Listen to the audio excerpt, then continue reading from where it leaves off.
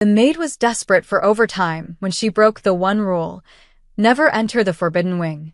There, in a gallery of ancient portraits, hung her daughter's recent school photo. When the vampire king found her, his answer was worse than any nightmare. Her 8-year-old was prophesied to save both their worlds, and something deadly was already hunting her. The castle smelled like old money and older secrets. Mira pushed her cleaning cart down the marble hallway, her sneakers squeaking against floors so polished she could see her tired reflection. 3 jobs weren't enough anymore. Lila needed new glasses, the landlord wanted last month's rent, and the electricity bill sat unpaid on their kitchen counter like a ticking bomb. That's why she'd taken this night shift at Castle Blackthorn, even though everything about it felt wrong. "Don't go in the East Wing," her supervisor had said on day 1, her face pale under the fluorescent lights of a service entrance. "Mr. Blackthorn is very particular about his privacy. That wing is strictly off-limits." But tonight, Myra's supervisor had called in sick. The castle was empty except for distant footsteps somewhere above, and the East Wing, locked and forbidden, would cut her cleaning time in half. She'd be done by midnight instead of 3 a.m., and she could pick up a few extra hours at the diner tomorrow morning. She needed the money more than she needed to follow rules. The East Wing door wasn't even locked. It swung open with barely a touch, as if inviting her in. Mira hesitated, her hand on the cart. The hallway beyond stretched into shadows that seemed thicker than normal darkness, like they'd wait. "Just clean and get out," she told herself. The first 3 rooms were normal: sitting rooms with antique furniture covered in white sheets, libraries with leather-bound books that looked like they'd never been opened.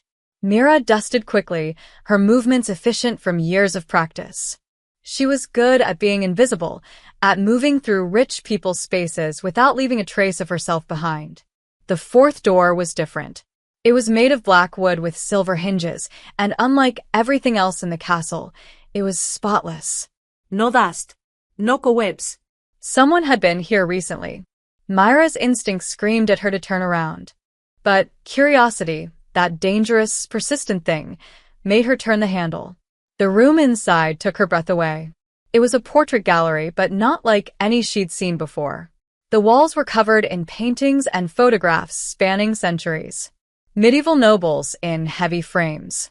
Victorian-era families in sepia tones. Modern photographs in sleek silver frames. But it was the wall at the far end that made Myra's blood turn to ice.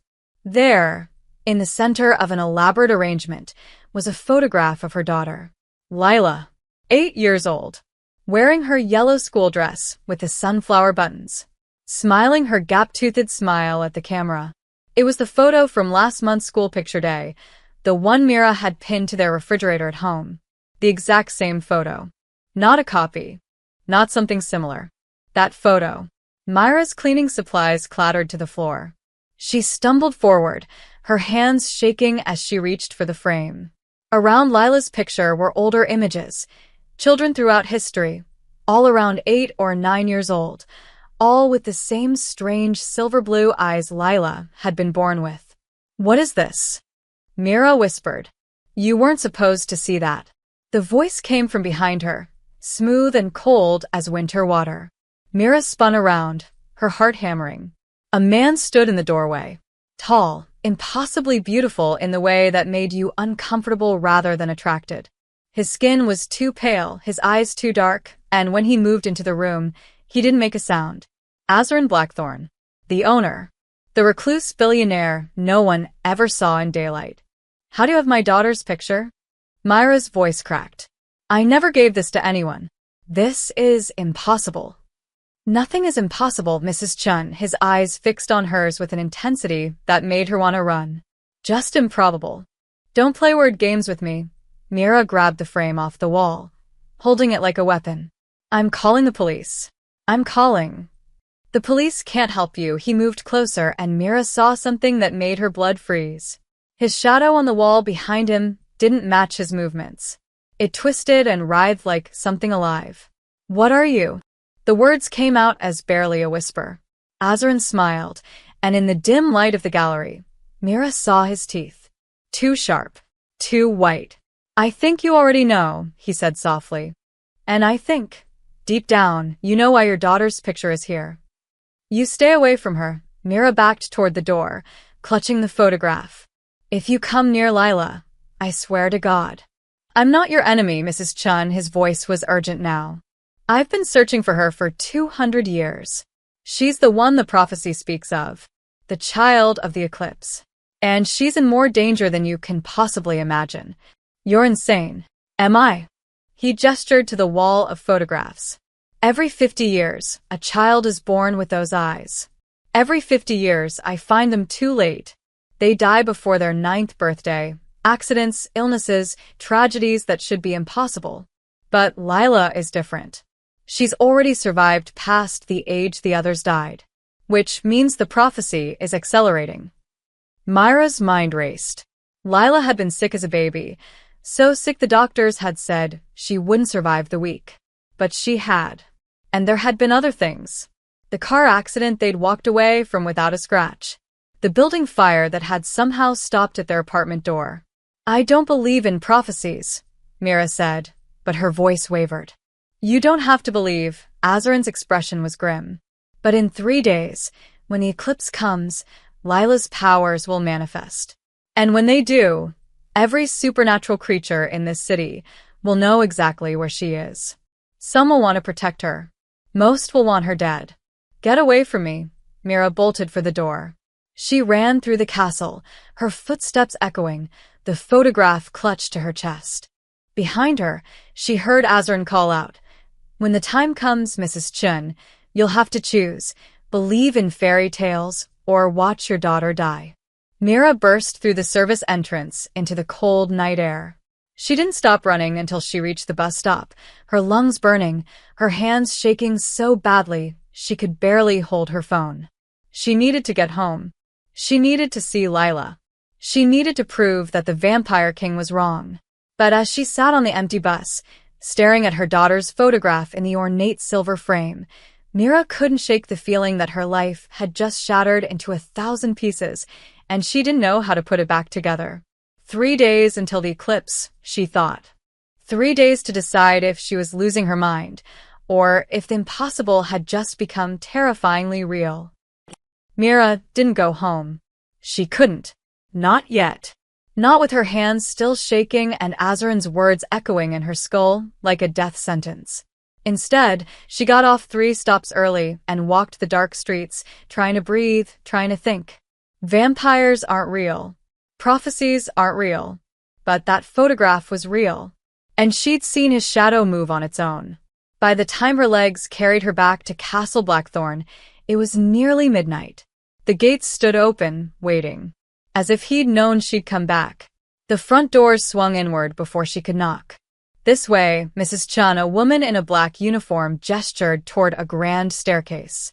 Her eyes were the color of amber, and when she blinked, it happened too slowly. Not human. Myra's stomach twisted, but she followed. She had to know, even if it destroyed her. The throne hall was exactly what it sounded like. A massive chamber with vaulted ceilings and walls covered in tapestries depicting battles between creatures that shouldn't exist. At the far end, Azarin sat on a chair that was definitely a throne, reading a leather-bound book that looked older than countries. He glanced up as she entered. You came back faster than I expected. Tell me everything. Myra's voice was steadier than she felt. No riddles. No games. If my daughter is in danger, I need to know why. Azarin closed the book carefully. Sí.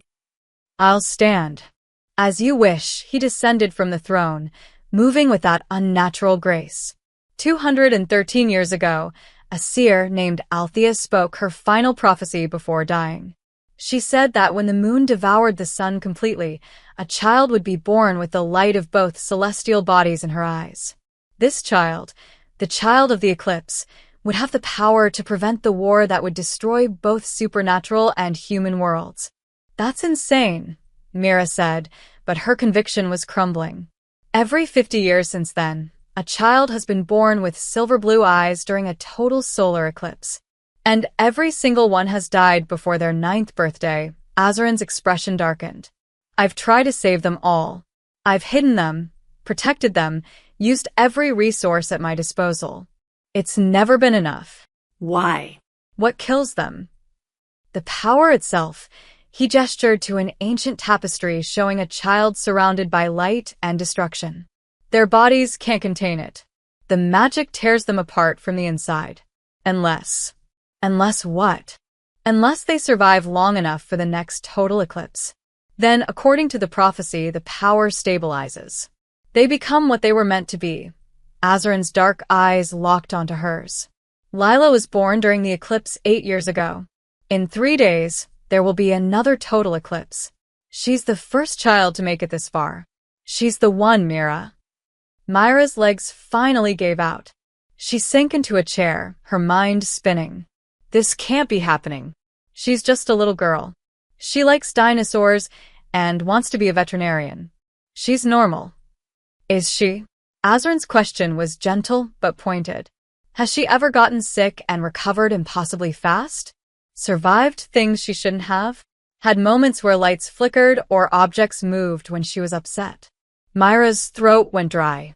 Last week, during a nightmare, every light bulb in their apartment had exploded simultaneously. Mira had blamed faulty wiring. Oh God, she whispered. There's more. Azarin pulled out a folder from beneath his throne, modern, out of place in the ancient hall. He handed it to her. 3 days ago, supernatural creatures worldwide received the same vision. A child with silver eyes standing at the center of a dying world. Some believe she's the savior. Others believe she's the catalyst of destruction. Mira opened the folder.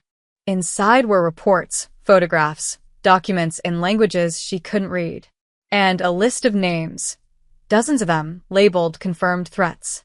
They're coming for her, Azarin said quietly. Vampires, shifters, demons, witches. Everyone who believes killing her now will prevent catastrophe. And the human governments have started to notice the supernatural movements. They're preparing for something they don't understand. No. Mira stood abruptly, the folder falling to the floor. No, I'm taking Lila, and we're leaving. We'll go somewhere they can't find us. Change our names. Disappear. There's nowhere on Earth you could hide from what's coming. Then I'll die protecting her. Myra's voice cracked. She's my daughter. My baby. I don't care about prophecies or wars or any of this. I just want her safe. I know. Azarin's expression softened with something that looked almost like pain. That's why I need you to trust me. Let me protect you both. My castle has wards that have stood for centuries. My guards are loyal. Together, we might actually save her life. Why should I trust you? Mira demanded. You've been watching my daughter. You have her picture. For all I know, you're one of the threats. If I wanted to hurt Lila, she'd already be dead. His bluntness was shocking. I've had 8 years, Mrs. Chen. I've been watching, waiting, hoping she'd survive long enough. And now that she has, I will do everything in my power to keep her alive through the eclipse. Mira stared at him, searching for deception. But all she saw was determination and something that looked like ancient grief. I need to see her, Mira said finally. Right now. If anything's happened, she's fine. For now, Azarin pulled out a phone, jarring in his ancient hands, and showed her a live feed. Their apartment. Lila asleep in her bed, peaceful. How are you? Protection detail. They won't let anything touch her. Myra's phone buzzed. A text from her neighbor. Is Lila okay? Thought I heard something strange. Her blood turned to ice. We need to go, Azarin said, already moving. Now. Because on the phone screen, Lila had begun to glow. Myra's apartment building looked normal from the outside. That should have been her first warning. She took the stairs 3 at a time, Azarin a silent shadow behind her. Her hands fumbled with keys that suddenly felt foreign. The lock clicked. The door swung open. Everything inside was floating. Books hovered in midair, pages fluttering as if caught in an invisible wind. Lila's stuffed animals drifted near the ceiling. The kitchen chairs orbited the light fixture like planets around a dying sun. And in the center of it all, suspended 2 feet above her bed, was Lila. Her daughter's eyes were open but unseeing, glowing with silver light, so bright it hurt to look at directly. Her small body was rigid, arms outstretched, mouth open in a silent scream. Lila. Mira lunged forward. Azrin caught her arm. Don't touch her. The energy will. She's my daughter. Mira wrenched free and crossed the room, dodging floating furniture. Baby, it's mommy. I'm here. You're safe. The moment Myra's hands touched Lila's shoulders, the world exploded. Light erupted from Lila's body in waves, slamming Mira backward into the wall. Pictures crashed to the floor. The windows cracked in spiderweb patterns. Through it all, Lila remained suspended, glowing brighter, the air around her shimmering with heat. Lila, please. Mira scrambled forward again, ignoring the energy that felt like touching a live wire. She wrapped her arms around her daughter, pulling her close. Come back to me. Please, baby, come back. For a moment, nothing changed. The light grew brighter. The building groaned, walls trembling. From somewhere below came screams, neighbors waking to the earthquake that wasn't an earthquake. Then Lila gasped. Her eyes focused, the silver light flickering. Mommy, I've got you, Mira sobbed. I've got you. The light died like a candle snuffed out. Everything floating crashed to the floor in a deafening cacophony. Lila went limp in Myra's arms, suddenly just a small, terrified 8-year-old again. What's happening to me? Lila's voice was tiny. I had a dream. There were so many people, and they were all angry, and I was standing in the middle of fire, and she broke down crying, burying her face in Myra's shoulder. Sure, it's okay. It was just a dream. But Myra's eyes met Azrin's over Lila's head. Not a dream. A vision. Azrin moved to the window, peering through the cracked glass. We have minutes, maybe less. Every supernatural within a 10-mile radius felt that power surge. They'll come. Then we run. Mira stood, cradling Lila, and grabbed her emergency bag from the closet, the one she'd packed years ago during darker times, when running was the only option she had. There's a shelter downtown. We can. A shelter won't help against vampires. Azrin turned, his expression grim. My car is downstairs. We leave now, or we die here. I don't trust you. I know, he met her gaze steadily. But look at your daughter, and tell me you have a better option. Mira looked down. Lila was pale, trembling, her eyes still showing traces of that unnatural silver glow. Whatever was inside her daughter was growing stronger. The next episode might not stop. It might tear Lila apart, or level the entire building. Where would we go? Somewhere safe. Somewhere warded against. The apartment door exploded inward. 3 figures stood in the hallway, and they were definitely not human. The woman in front had eyes like red coals. The men flanking her had 2 sharp teeth and moved with that same liquid grace as Azrin. The child of the eclipse, the woman said, her voice like honey over broken glass. How generous of you to reveal her location, Azrin. The council will reward us well for her death. Azrin moved faster than Myra's eyes could track. One moment he was by the window. The next, he was between them and the vampires, his hand extended. Something rippled in the air, dark and violent. Run, he shouted. Mira didn't think. She bolted for the fire escape. Lila clutched to her chest. Behind her, she heard sounds that would haunt her nightmares, snarls, crashes, something that might have been screaming. The fire escape rattled under her feet. Below, the street was chaos. Neighbors poured out of the building. Car alarms wailed. And in the shadows between streetlights, Mira saw more figures converging. They're everywhere. Mommy, I'm scared. Lila whimpered. Close your eyes, baby. Don't look. A black SUV screeched to a halt at the curb. The door flew open. A woman in tactical gear, amber eyes, not human, shouted. Get in. Now. Mira hesitated for half a heartbeat. Then she saw the vampire from her apartment drop from the fire escape above, landing in a crouch, red eyes fixed on Lila with hunger. She jumped into the SUV. The door slammed. Tires squealed.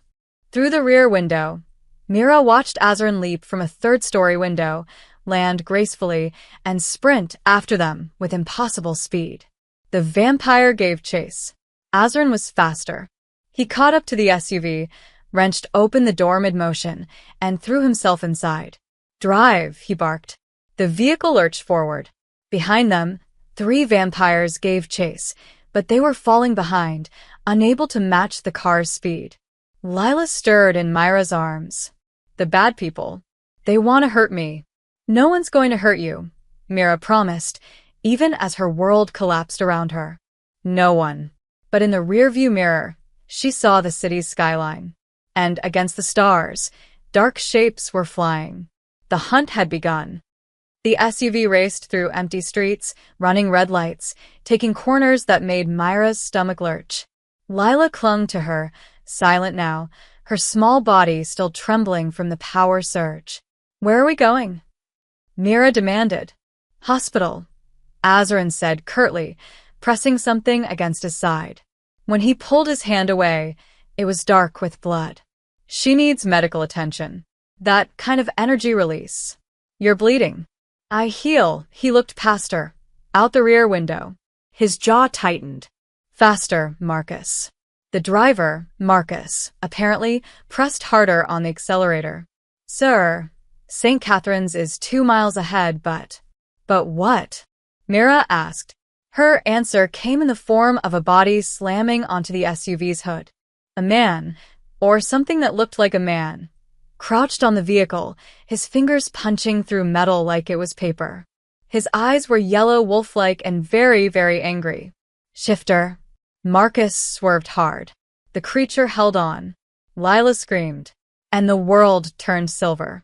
Light exploded from Lila's body again, but this time it was different, focused, directed. It shot through the windshield like a spear, hitting the shifter square in the chest. He flew backward, tumbling across the asphalt, his body smoking. The light died. Lila collapsed against Mira, gasping. "She's defending herself," Azarin said with something like awe. "The power recognizes threats." "She's 8 years old." Mira held Lila tighter. "This is killing her." "Not as fast as they will," Azarin pointed ahead. "There." St. Catherine's Hospital rose ahead, its emergency entrance blazing with fluorescent lights. Normal. Safe. Human. The SUV screeched into the ambulance bay. Marcus barely stopped before Azarin was out, gesturing urgently. "Get her inside." Now. Mira ran, Lila in her arms. The automatic doors opened. Nurses looked up from their station. A security guard moved toward them. Then the windows exploded. Glass rained down as 4 vampires crashed through, landing in crouches. The security guard went for his gun. One of the vampires moved, just a blur, and the guard crumpled, unconscious. "Give us the child," the lead vampire said, his voice calm despite the chaos. "The council has declared her too dangerous to live. Make this easy." "Over my dead body," Mira snarled. "That can be arranged." The vampire lunged. Azarin intercepted him midair, and they collided with force that cracked the tile floor. The other 3 vampires moved simultaneously, 1 toward Mira, 2 toward Azarin. Marcus appeared from nowhere, engaging one with movements too fast to follow. The amber-eyed woman from the car took on another. But the 3rd vampire reached Mira. She stumbled back, shielding Lila with her body. The vampire smiled, showing fangs. "I'll make it quick for the child. You, however." Lila's hand shot out. This time, the silver light was pure white, hot as a star.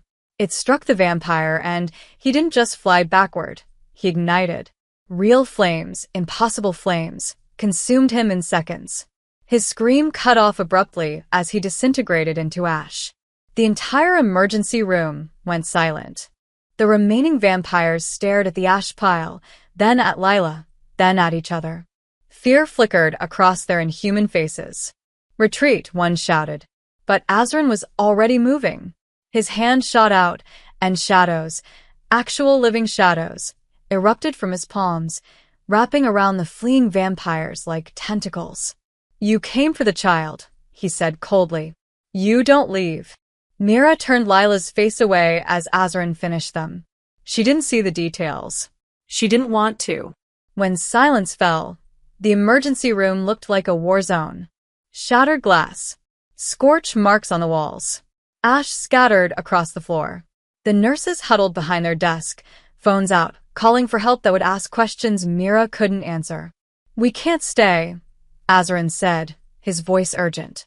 Blood dripped from a gash on his temple, but even as Mira watched, it began to close. Police will come. Worse, more supernaturals will come. She needs a doctor. Mira protested. I have doctors. Better ones. Ones who understand what she is. He moved toward them. Please, Mira. Trust me for 1 hour. Just 1 hour. If you don't like what you see, I'll bring you back to the city myself. Mira looked down at Lila. Her daughter's eyes were closed, her breathing shallow. The silver glow still pulsed faintly beneath her skin, like her veins were filled with light instead of blood. She's dying, Mira realized. The power is burning her alive from the inside. Where? She asked quietly. Umbra Peak. A fortress in the mountains. Ancient wards, supernatural physicians, and enough distance from the city to keep her safe while we figure out how to stabilize her power before the eclipse. And if I say no, Azarin met her eyes. Then we all die here, together, because they won't stop coming. Sirens wailed in the distance, growing closer. Through the shattered windows, Mira saw shadows moving on rooftops. More were coming. The attack had only just begun. She thought of Lila's school photos on their fridge, her daughter's laugh, her dreams of becoming a veterinarian, all the normal, beautiful, impossible things that were slipping away like sand through her fingers. 1 hour, Mira said. 1 hour, Azarin agreed. They ran for the SUV as the first police cars rounded the corner, their lights painting the night in red and blue. Behind them, something howled, not human, not animal. The hunt was far from over. The road to Umbra Peak didn't exist on any map. They'd driven for 2 hours through winding mountain passes, the city lights fading behind them until there was nothing but darkness and stars. Lila slept fitfully against Myra's chest, occasionally whimpering, her skin too warm. How much farther? Mira asked for the 3rd time. We're here, Azarin said. Mira saw nothing but forest and rock face. Then Marcus turned the wheel sharply, and the SUV passed through what looked like solid stone. The illusion shattered like glass. Beyond it stood a fortress that stole Myra's breath. Massive walls of black stone rose from the mountain itself, covered in symbols that glowed faint blue in the darkness. Towers reached toward the sky, connected by bridges that seemed to float without support. And surrounding it all was a shimmering barrier, magic made visible, protecting what lay within. Welcome to Umbra Peak, Azarin said quietly. Built in 843 AD. Never conquered, never breached. The gates opened without anyone touching them. Inside, the courtyard bustled with activity despite the late hour. People and beings that weren't people moved with purpose. A woman with scales glinting on her neck. A man whose shadow had wings. A child whose eyes reflected light like a cat's. Stay close, Azarin said as they exited the SUV. A woman hurried toward them, silver hair braided down her back, wearing robes that looked ancient. My lord, the child. Dr. Senna. She needs immediate attention.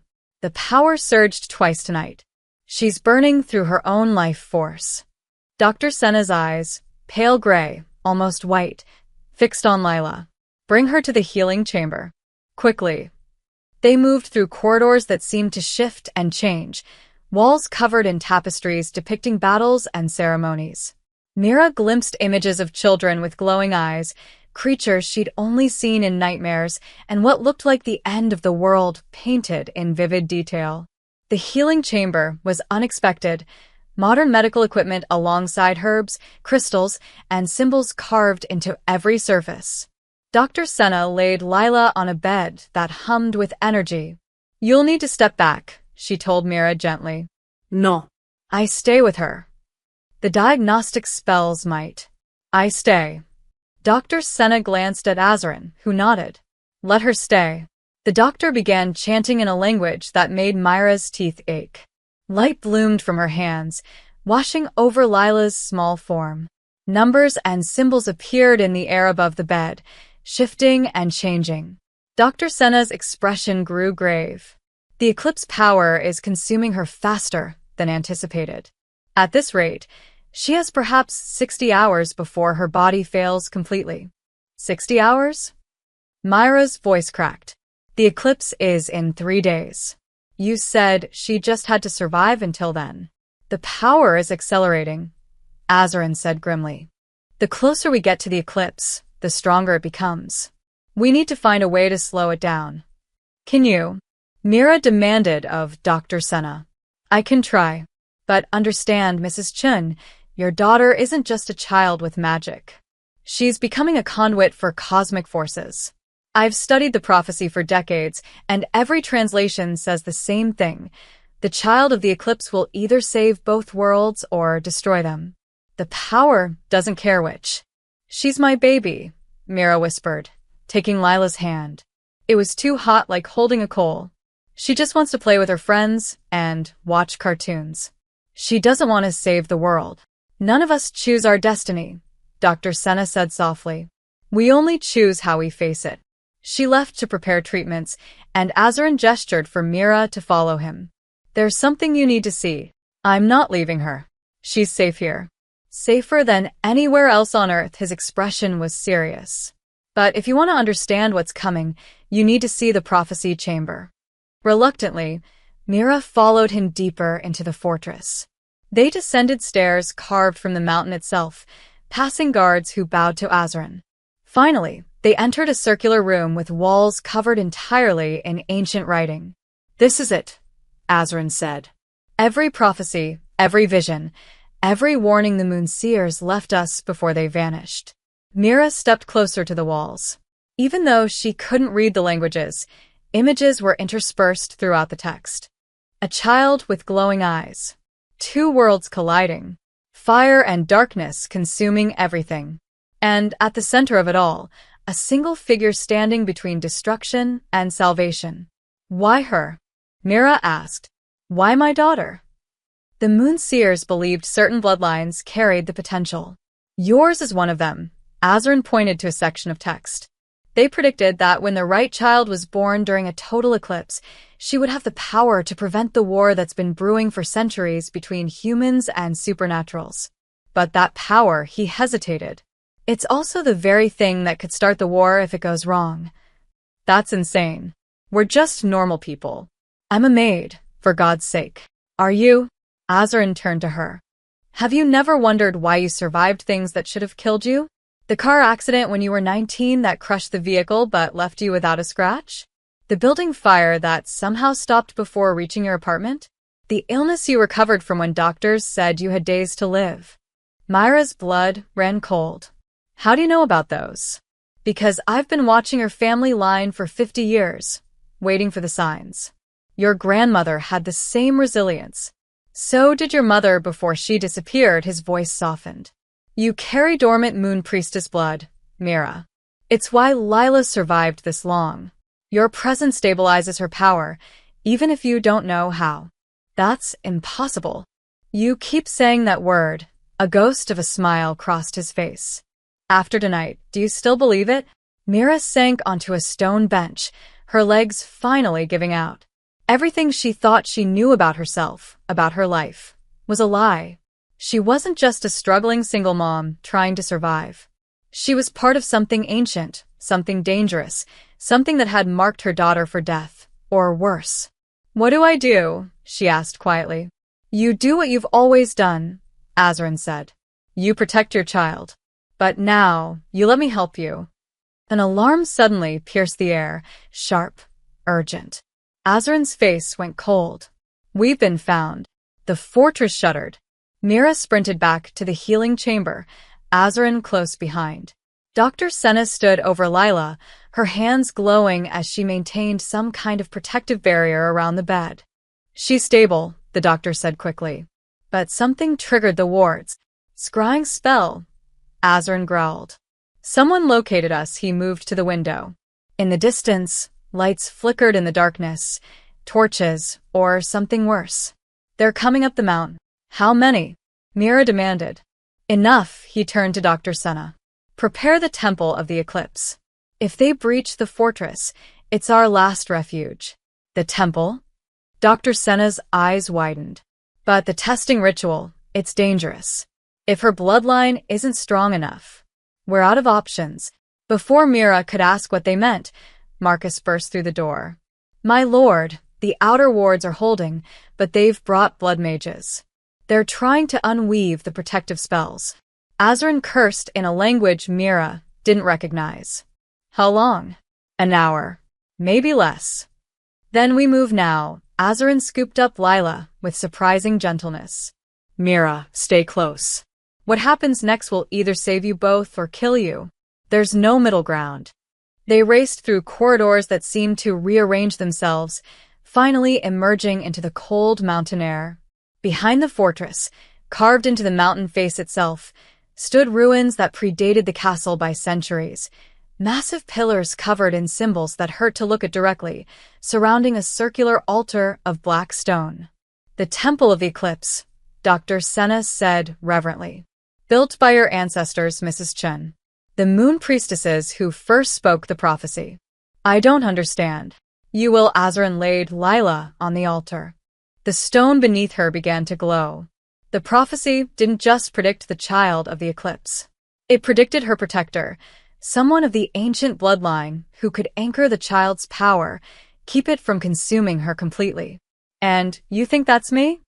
I know it is, he gestured to the pillars. This temple was designed to test bloodline purity. If you truly carry Moon Priestess blood, the temple will recognize you. It will awaken what's been dormant inside you your entire life. And if I don't? Dr. Senna's expression was grim. The temple's magic will destroy you, burn you to ash in seconds. No, Mira stepped back. No, I'm not doing this. There has to be another way.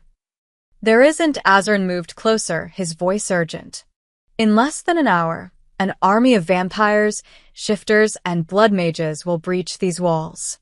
They'll kill everyone here and take Lila. The only chance is if you can activate the temple's ancient protections. They respond only to Moon Priestess blood. Mira looked at Lila, unconscious on the altar, her skin glowing faintly with that deadly silver light. Her baby. Her entire world. What do I have to do? Dr. Senna guided her to the center of the circle, surrounded by pillars. Stand here. Clear your mind. The temple will do the rest. Wait, Mira grabbed Azarin's arm. If this kills me, promise you'll protect her. Promise me. I swear it, he said solemnly. On my immortal life. Mira stepped into the circle. For a heartbeat, nothing happened. Then the symbols on the pillars blazed to life, and pain exploded through her body. It felt like every cell was being torn apart and reassembled. Memories flooded her mind. Not her own, but older, ancient.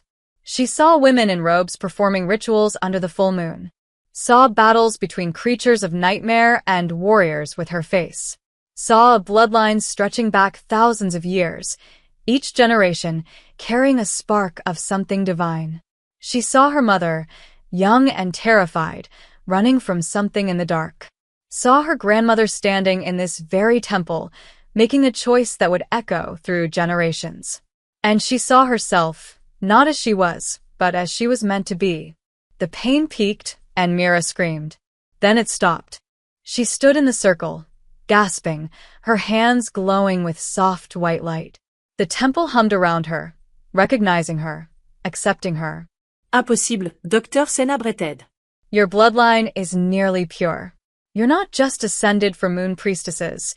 You're a direct line from Althea herself, the first seer. Mira stared at her hands. The light faded, but she could still feel it, power thrumming just beneath her skin, waiting. I don't. How do I? It will come instinctively now, Azarin said. Your body remembers what your mind forgot. An explosion rocked the fortress. Screams echoed across the mountain. They've breached the outer wall. Marcus shouted from the entrance. Azarin's expression hardened. Dr. Senna, stay with the child. Mira. I'm not hiding, Mira said, surprised by the steel in her own voice. The awakening had changed something fundamental inside her. She wasn't just a scared mother anymore. She was a guardian. A protector. If they want my daughter, they go through me. Azarin smiled. A real smile. The first she'd seen from him. Then let's show them what Moon Priestess blood can do. They stood together at the temple entrance as torches appeared through the trees below. Dozens of them. Hundreds. The army had arrived. And for the first time since this nightmare began, Mira wasn't afraid. Her hands blazed with white light, and the temple answered her call. The battle lasted through the night. Mira discovered that Moon Priestess magic was nothing like Lila's raw, destructive power. Hers was precise, defensive, barriers of light that sent vampires screaming backward, shields that deflected blood mage curses, and healing energy that knitted wounds on Azarin's guards. By dawn, the temple steps were littered with ash and bodies. The attackers had retreated, but everyone knew it was temporary. They'll regroup, Azarin said, wiping black blood from his blade. Come back stronger. Mira sat beside Lila's altar, exhausted but unwilling to leave her daughter's side. The girl had slept through the entire battle, her breathing steadier now that Myra's awakened power seemed to stabilize her. We can't keep this up, Dr. Senna said quietly. Even with the temple's magic, we're outnumbered 50-1. Then we need reinforcements, Azarin turned to Marcus. Send word to the other vampire clans. The werewolf packs. Anyone who still honors the old treaties. Marcus shifted uncomfortably. My lord, about that. There's something you need to see. They returned to the fortress, to the war room where maps covered every surface. But it wasn't maps that made Myra's blood run cold. It was the people gathered around the table. Azarin's generals. 5 of them, all ancient vampires with faces like carved marble. And all of them looked at Lila's symbol on the tactical map with barely concealed hostility. Azarin, the eldest general, said, his voice like grinding stone. We need to talk. General Kane. Azarin's tone was cautious. What's this about? This madness needs to end. Kane gestured to the map. You've sheltered the child of the eclipse, brought war to our doorstep. And for what? A prophecy that's just as likely to destroy us as save us. The prophecy is clear. The prophecy is vague, mystical nonsense. Another general, a woman with white hair and red eyes, slammed her hand on the table. Last night, we lost 17 warriors defending that child. 17 of our best, gone to ash. And for what? So she can potentially stop a war that might not even happen. The war is already happening, Azarin said coldly. Look around you, General Voss. Supernatural creatures are mobilizing worldwide. Human governments are preparing weapons we don't fully understand. The collision the prophecy speaks of is coming whether we like it or not. Then let it come, Kane said. We've survived for millennia. We'll survive this too. But not if we're protecting a weapon that could erase us all with a thought. Mira stepped forward, her hands unconsciously clenching. She's not a weapon. She's a child. She's a threat, Voss countered. Last night, her power reached out in her sleep. Do you know what it did? It stopped the hearts of 3 of our soldiers. Just stopped them. They weren't even near her, and she killed them without waking up. The words hit Mira like a physical blow. That's not possible. She wouldn't. She doesn't have to want to, Kane said, his tone almost gentle. The power acts on its own. Every day she lives, more people die. It's mathematics, Mrs. Chun. Cold, cruel mathematics. There has to be another way, Mira insisted. There is. A third general, younger looking but with eyes that held centuries, spoke for the first time. Kill her now. Quick. Painless. Before the eclipse, before the power fully manifests. It's mercy, really. Azarin moved between them and Mira with supernatural speed. Anyone who touches that child dies. Slowly. You can't fight all of us, Kane said. Be reasonable, old friend. You've led us for 200 years. Don't throw it all away for a prophecy. I'm not throwing anything away. I'm preventing the apocalypse. Are you? Voss leaned forward. Or are you causing it? Human intelligence agencies detected last night's power surge. They're calling it a terrorist attack. Mobilizing. We've intercepted communications. They're planning a strike on any supernatural stronghold they can find. Your protection of this child is going to get us all killed. Azarin's jaw tightened. Then we make them understand. Humans don't understand, Kane interrupted. They fear. And fear makes them dangerous, he straightened, his expression hardening. The council convenes in 1 hour. We're putting this to a vote. Does the child of the eclipse live or die? This isn't a democracy, Azarin growled. No, but it's not a dictatorship either. We followed you because we trusted your judgment. But this, Kane gestured at the devastation reports. This is madness. If the council votes for her death and you refuse, you'll be branded a traitor. Your protection ends. Your authority ends. So be it. Azarin, think. Voss pleaded. Even if we survive the human attacks, even if the child lives to the eclipse, what then? The prophecy says she prevents a war by bridging both worlds. But what if the only way to bridge them is to destroy them first? What if preventing the war means killing everyone who might start it? The room fell silent. It was a question Mira had been desperately avoiding. I've been studying the original texts, Dr. Senna said quietly from the doorway. Everyone turned. She looked pale, frightened.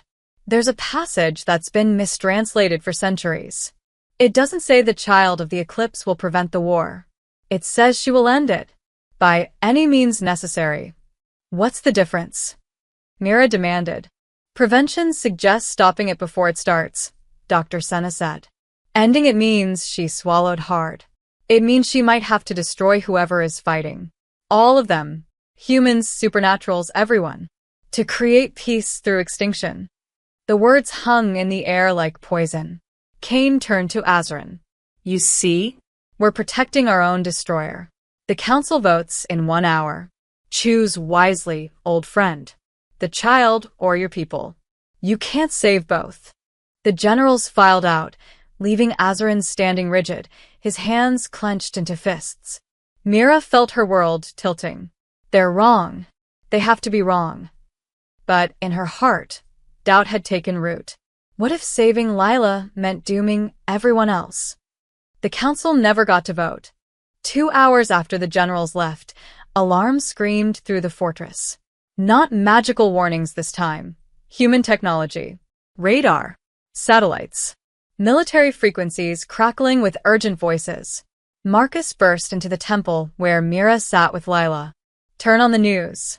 Any channel. Azur materialized a screen from nowhere. Magic or technology. Mira couldn't tell anymore. Every channel showed the same thing.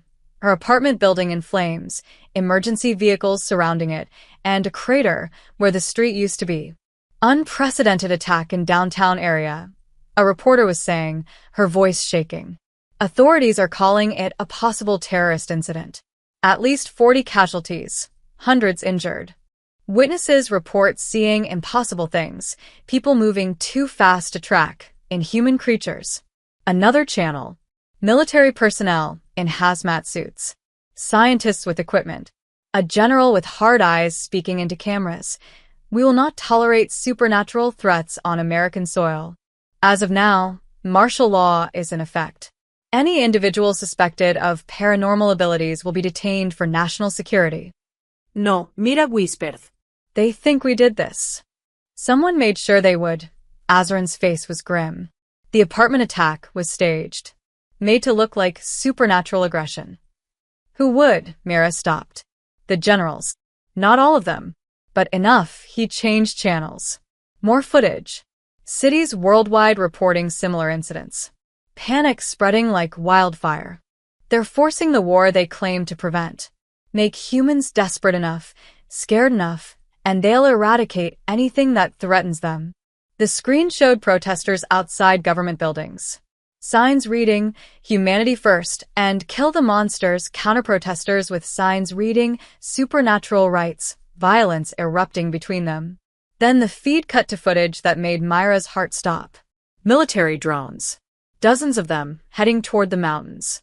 Toward Umbra Peak. They found us, Marcus said. Human intelligence traced the power signatures. Evacuate the fortress, Azarin commanded. Everyone to the deep shelters. Now. What about Lila? Mira demanded. She stays with us. Moving her now would. Lila's eyes snapped open. They weren't silver anymore. They were white, pure, blinding white, and tears of light streamed down her face. They're dying, she whispered, her voice echoing strangely.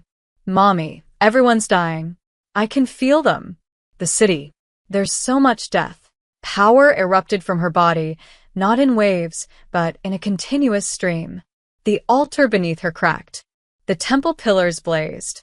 She's connected to the violence, Dr. Senna said, horrified.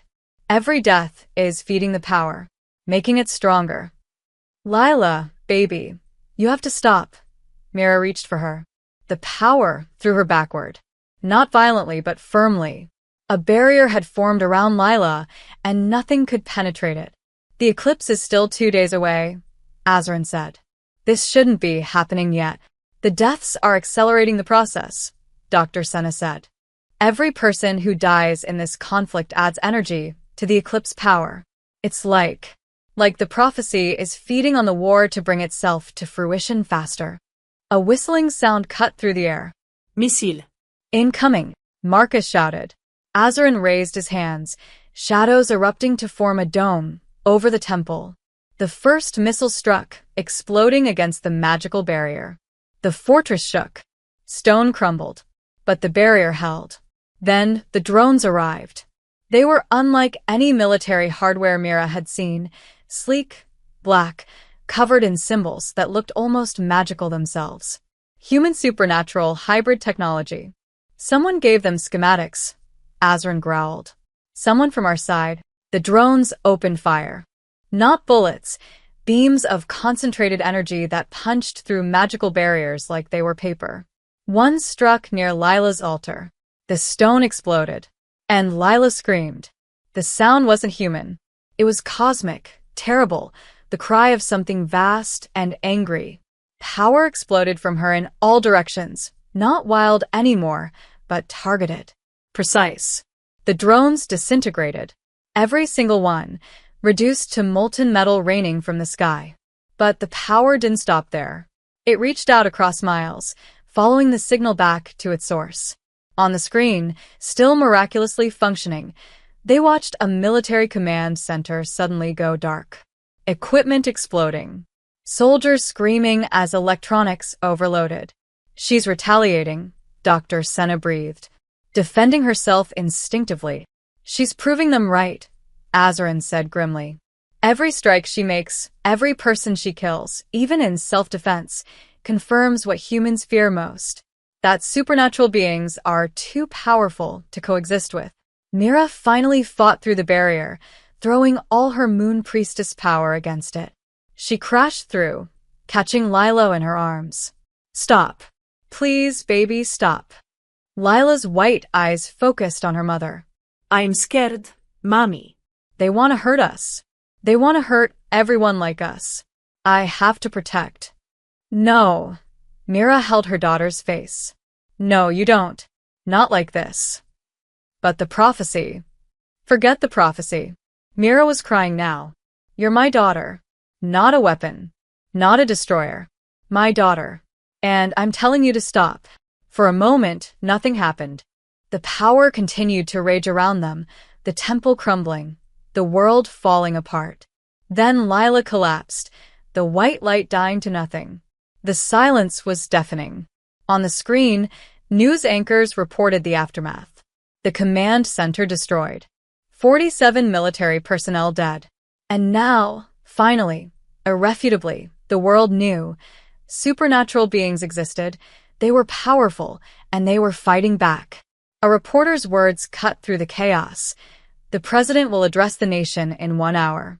Sources say a declaration of war against all supernatural entities is imminent. Azarin turned to Mira, his expression haunted. The war the prophecy predicted? It's here. And we just started it. The fortress was dying. Not from human weapons. Those had stopped when the president declared a temporary ceasefire, pending supernatural entity negotiation. No, the fortress was dying from within. Mira felt it first as a tremor in the temple floor. Then the protective wards began flickering like dying lights. Someone's unraveling the magic, Dr. Senna said, her face pale. From the inside, Azarin's expression turned to stone. The generals. He was right. They came at midnight, when Lila had finally fallen into exhausted sleep. General Kane led them. Not just the 5 from the council, but 30 more vampires, a dozen werewolves, and 3 blood mages with symbols carved into their skin. Stand aside, Azarin, Kane said, his voice almost gentle. This isn't personal. You're betraying everything we built. Azarin stood before the temple entrance alone. Marcus and the loyal guards had been subdued, locked in the dungeons. 2 centuries of peace among our kind. Peace. General Voss laughed bitterly. We've been hiding in shadows, pretending to be myths while humans spread across the world. The child was supposed to change that. Instead, she's given them an excuse to hunt us to extinction. The president called for negotiation, Mira said from behind Azarin, her hands glowing with defensive magic. There's still a chance. Negotiation is a trap, Kane interrupted. While we talk, they prepare weapons. We've intercepted their communications. UV bombs. Silver-laced missiles. They're building an arsenal specifically designed to kill us, he focused on Azarin. The human extremist groups? We've been coordinating with them. Azarin's face went cold. You what? They want all supernatural beings dead. We've made a deal. We give them the child of the eclipse, proof we're willing to self-police, and they only target the dangerous elements. Werewolves. Witches. The uncontrollable ones. Kane's smile was ugly. Vampires who know how to be discreet survive. You're selling out your own people to save yourselves, Mira said, disgusted. We're being pragmatic. Voss moved closer. The child dies, the prophecy ends, the power disappears. Humans calm down. Life returns to normal. Everyone wins. Except my daughter. 1 life for millions. It's not even a question. Azarin's hands ignited with shadow magic. You'll have to kill me first. We know, Kane nodded to the blood mages. They moved in unison, chanting words that made reality bend. Chains of pure magic erupted from the ground, wrapping around Azarin's arms, legs, throat. He fought, shadows exploding outward, but there were too many of them. Iron-forged spell chains, Kane explained as Azarin struggled. Took us 3 days to prepare. Even you can't break them. Mira threw up a barrier of moonlight, but the werewolves were already moving. They hit her shield from 3 sides simultaneously, shattering it. One caught her arm, claws digging in. She screamed. Leave her alive, Kane ordered. She's mortal. She'll die of old age soon enough anyway. He started toward the temple where Lila slept. That's when the mountain itself began to shake. Not an earthquake. Something worse. Lila's power, responding to her mother's pain, erupting in her sleep. The temple pillars cracked. Stone rained from above. The ground split open, magma glow visible in the depths. Everyone out, Voss shouted. The whole mountain's going to collapse. Not without the child. Kane pressed forward. A figure dropped from the shadows. Marcus, bloodied but alive, having escaped the dungeons. He tackled Kane, and they went down in a tangle of fangs and fury. The distraction was enough. Mira ripped free from the werewolf's grip, her moon priestess power surging. She didn't know what she was doing, only that her daughter was in danger, and nothing else mattered. White light exploded from her hands, pure and blinding. The werewolves flew backward, howling. The blood mage's spell chain shattered. Azarin dropped free, gasping. The tunnels, he shouted over the roar of crumbling stone. There's an escape route beneath the temple. They ran. Azarin scooped up Lila while Mira followed, Marcus covering their retreat. Behind them, the fortress tore itself apart. Centuries of architecture, magic, and history, gone in moments. The tunnel was narrow, ancient, carved by hands that predated civilization. They ran through darkness, lit only by Myra's glowing hands and Lila's unconscious radiance. "Where does this lead?" Mira gasped. "The oldest place," Azarin said grimly. "Where it all began. The eclipse altar." An explosion behind them. The tunnel entrance collapsed, sealing them in, but also cutting off pursuit. For now. They emerged into night air, on a different mountain entirely, before ruins even older than the temple. A stone circle surrounding an altar that looked like it had been carved from a fallen star. The sky above was already strange, the moon too large, the stars too bright. "We have one day," Azarin said, laying Lila on the altar. "One day until the eclipse. If we can keep her alive that long." "If," Mira echoed. Behind them, in the distance, she could see fires. The fortress burning. And beyond that, the city lights, humanity, preparing for war.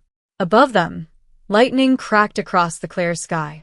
Lila's power, reaching higher, touching the atmosphere itself. The prophecy was coming whether they were ready or not. And somewhere in the darkness, betrayers and believers alike were hunting them. The endgame had begun. Dawn broke blood-red over the eclipse altar. Lila hadn't woken since the fortress fell. She lay on the ancient stone, her breathing shallow, her skin glowing brighter with each passing hour. The power was consuming her from within, just as Dr. Senna had warned. Mira hadn't left her side. She held Lila's too-hot hand, singing lullabies, whispering promises she wasn't sure she could keep. Azarin stood at the circle's edge, studying symbols carved into stones that predated written language. His expression grew darker with each passing minute. "There's a way," he finally said. "A way to what?" Mira looked up, exhausted. "To stabilize her power." Permanently, he turned, and something in his face made Myra's heart clench. The prophecy isn't just a prediction. It's a ritual. The eclipse altar was built for this specific purpose, to anchor the child's power to a living vessel. "I don't understand. The power is too vast for a child's body to contain. That's why they all died before. But if someone else, someone with sufficient life force, willingly shares the burden," he moved closer. "The ritual requires a sacrifice. An immortal life, freely given, to balance the cosmic forces at play." The words hung between them like a death sentence. "No," Mira said immediately. "There has to be another way." "There isn't. I've studied these texts for 2 centuries, Mira. Every translation, every interpretation leads to the same conclusion." His voice was steady, but pain flickered in his ancient eyes. "One immortal life ends. One destined child lives. That's the exchange. Then we don't do the ritual. We find something else. She has 12 hours, Azarin pointed to Lila's glowing form. "Look at her. Really look. The power is burning through her veins. By nightfall, when the eclipse reaches totality, she'll either explode with enough force to level this entire mountain range, or she'll simply burn out like a candle. Either way, she dies." Mira wanted to argue, to scream, to deny, but she could see the truth. Lila's skin was translucent now, light visible beneath it like she was becoming pure energy. Her daughter was disappearing before her eyes. "Why you?" Mira whispered. "Why does it have to be you?" "Because I'm the only one old enough, powerful enough to anchor that much cosmic force. A vampire king, 2,000 years old, with enough life force to balance the equation." He knelt beside the altar, his hand hovering over Lila's forehead. "And because I've spent 2 centuries failing to save these children.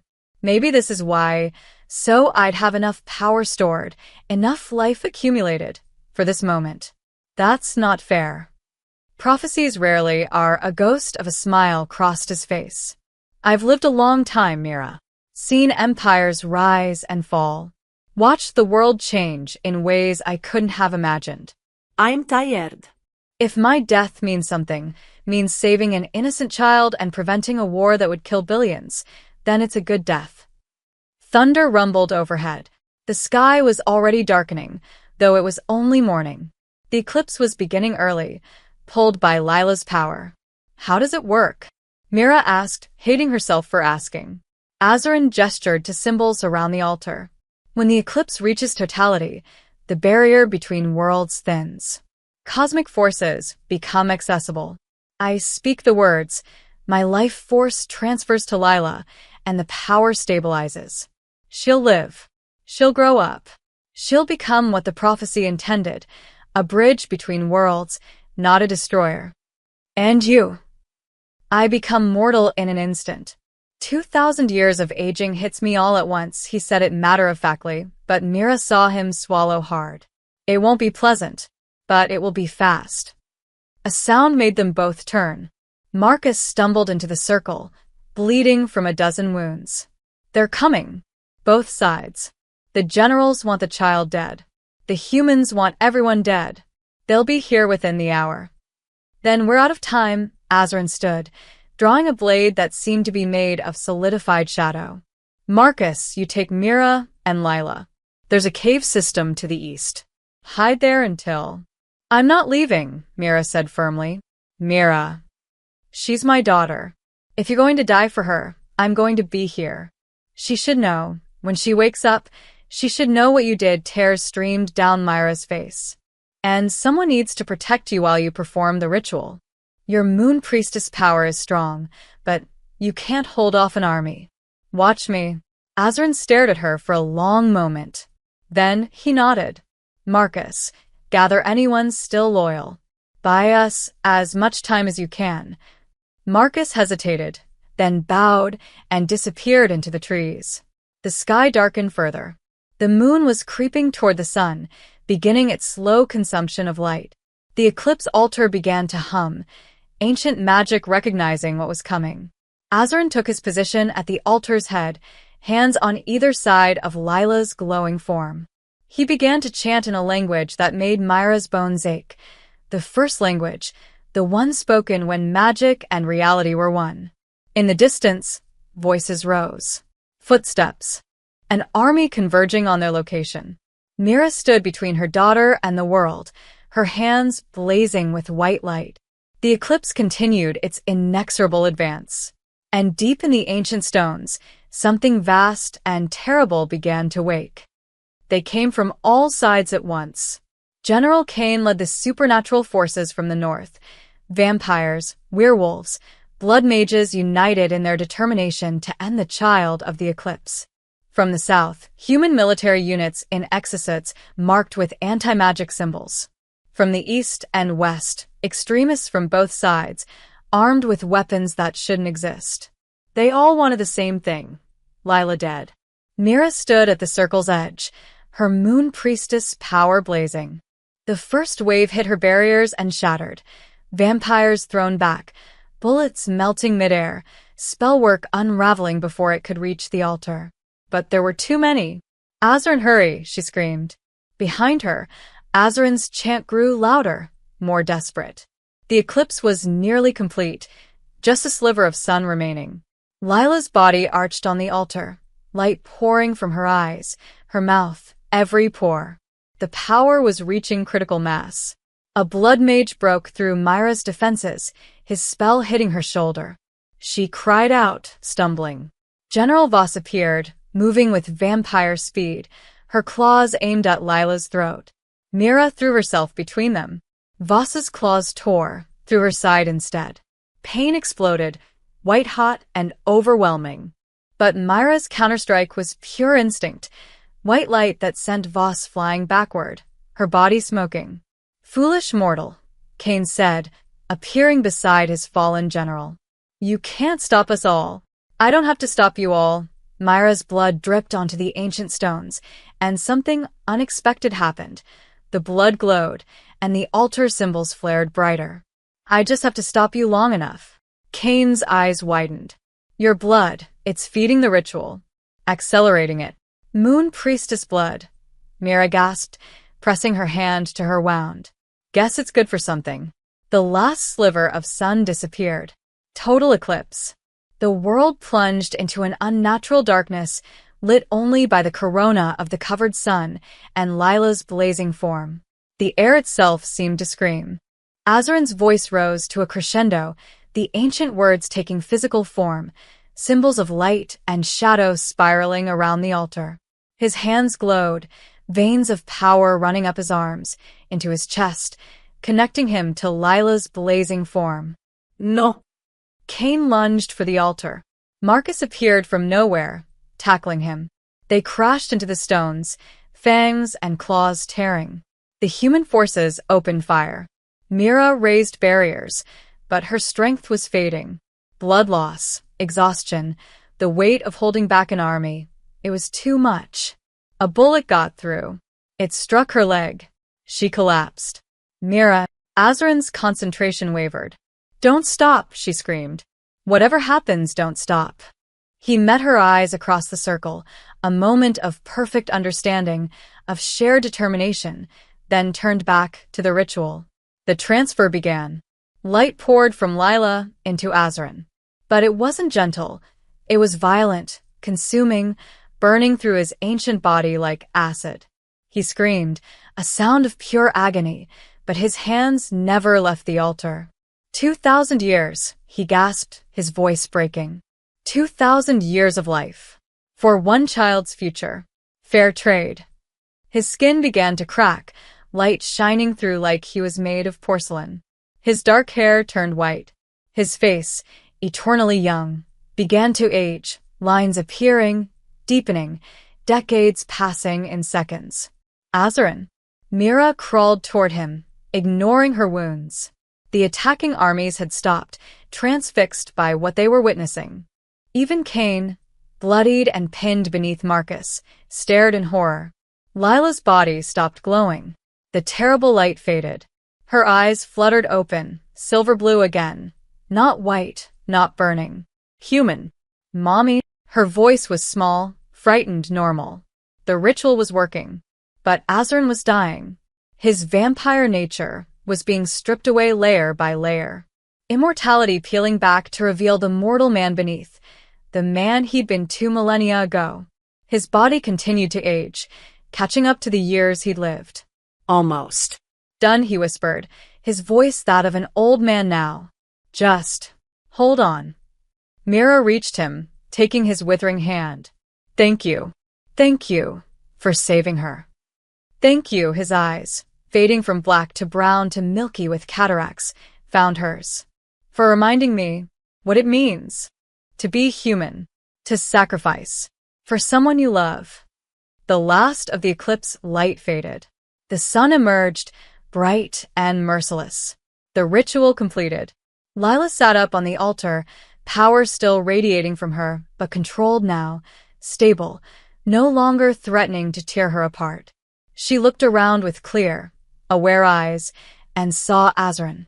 No, she whispered. The nice man. Azarin collapsed. Mira caught him, his body feather-light now, ancient beyond measure. His skin was paper-thin, his breathing shallow. You both, he managed, his lips barely moving. You both changed destiny. Rewrote the prophecy. She'll live now. She'll bridge the worlds. Not through destruction, but through hope. Don't go, Mira begged, tears falling on his weathered face. Already. Gone, a final smile. But what a way. 2D. Saving the world. Saving. A child. Not bad. For a monster. You were never a monster, Mira said. Thank you. For that lie. His last breath left him like a sigh. His eyes closed. And the vampire king who had lived for 2,000 years became nothing more than an old man who had died for something greater than himself. In the silence that followed, no one moved. The armies stood frozen, weapons lowered, as if they'd witnessed something sacred. Lila climbed off the altar, walked to Azarin's body, and knelt beside him, and began to cry. Her tears fell on his still face, tears that glowed with the last traces of cosmic power. Lila's tears fell like stars. Each one that touched Azarin's lifeless face glowed brighter, sinking into his ancient skin. The light spread through his veins, into his chest, illuminating him from within. "Baby, what are you doing?" Mira whispered. "He saved me," Lila said simply. Her voice had changed, still a child's, but carrying something older, wiser. "Now I save him." "Lila, he's gone." "No," Lila placed her small hands on Azarin's chest.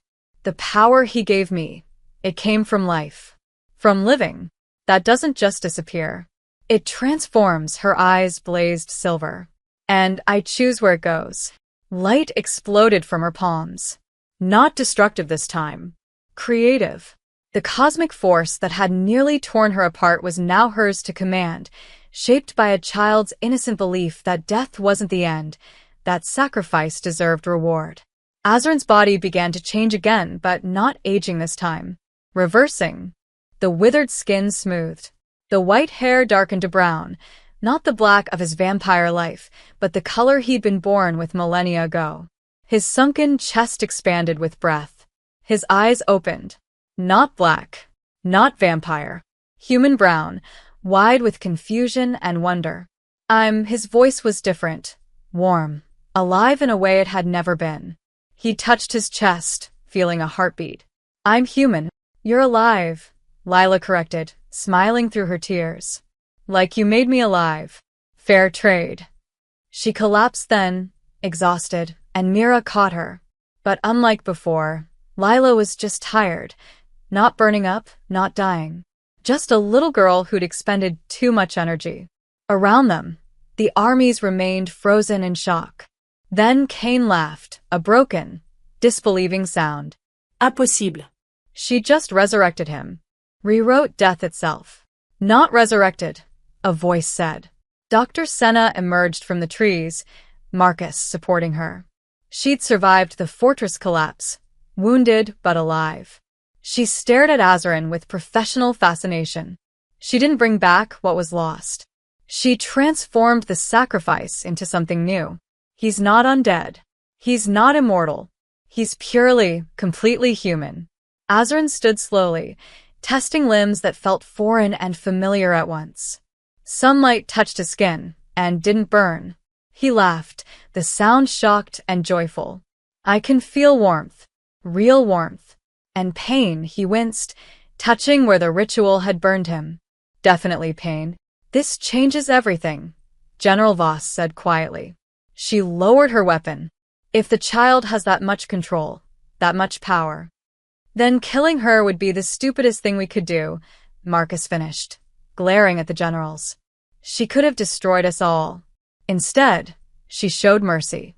A human commander stepped forward, removing his helmet. His face was weathered, skeptical. "One act of mercy doesn't erase the threat. She's still too powerful." Lila opened her eyes. She didn't stand, didn't move from Myra's arms. But her voice carried across the entire clearing, amplified by power she now controlled perfectly. "I don't want to hurt anyone," she said. "I never did. The scary things happened because I was scared. But I'm not scared anymore." She looked at the human soldiers, then at the supernatural beings. "You're all afraid of each other. But you don't have to be. I can show you." She raised one hand.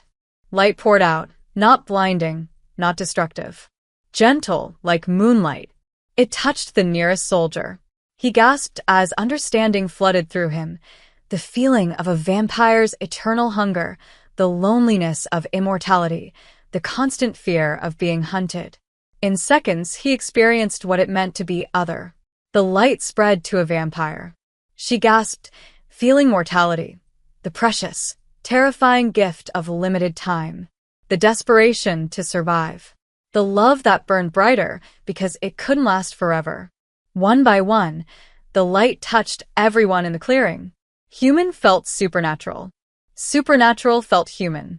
The barriers of misunderstanding dissolved. "We're not that different," Lila said softly. "We're all just scared of dying, of losing what we love, of being alone." She lowered her hand. "But we don't have to be enemies." Silence fell. Then, impossibly, weapons lowered. The human commander looked at Kane. Really looked, seeing past the monster to the person beneath. We need to talk. Yes, Kane said, his voice shaking. We do. 10 days later. The new capital city wasn't built. It was transformed.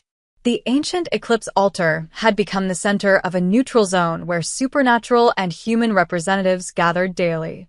Treaties were drafted, laws rewritten, understanding fostered. Mira stood on a balcony overlooking it all, wearing robes that marked her as the Moon Priestess Queen Regent. The title still felt absurd, but the supernatural world had insisted. She was Lila's protector, the one who'd stood against armies, the bridge between the old prophecies and the new world. Lila played in the garden below, chasing butterflies with children, human and supernatural both. She was still just a girl who liked dinosaurs and wanted to be a veterinarian. But when disputes arose, when violence threatened, her presence reminded everyone what was at stake.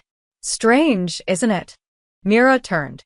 Azarin stood beside her, looking younger without the weight of immortality. He aged now. She could see the faint lines beginning at his eyes. In 50 years, he'd be old. In 80, gone. What's strange? She asked.